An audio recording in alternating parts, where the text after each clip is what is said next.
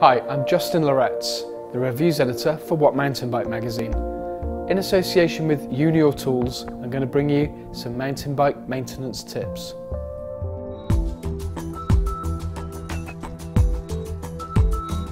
Chains are steel, but they do wear, they stretch. Not a huge amount, but anything over 1 millimetre in its total stretch is considered bad.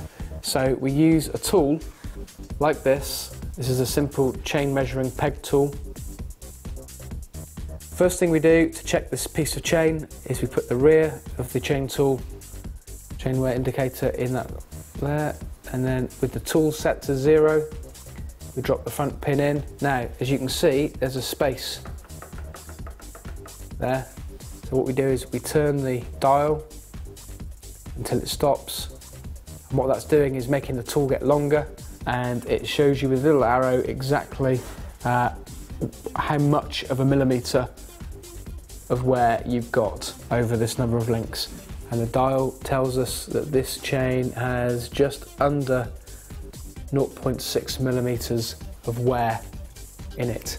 Now we consider that to be absolutely fine. In fact, as I say, it can take up to 1 millimetre of wear before it's considered ready for the bin.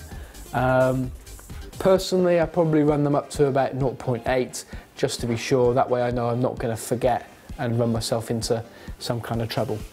But why change a chain anyway? Well, it's quite simple. Chains run on little rollers in here, and the space between the rollers is the pitch of the chain.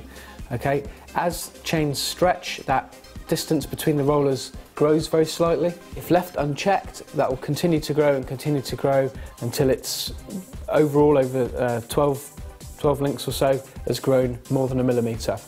And what that does is it basically, if you keep riding with it, will cause the pitch of the teeth of your cassette and on your chain rings to increase by a similar amount.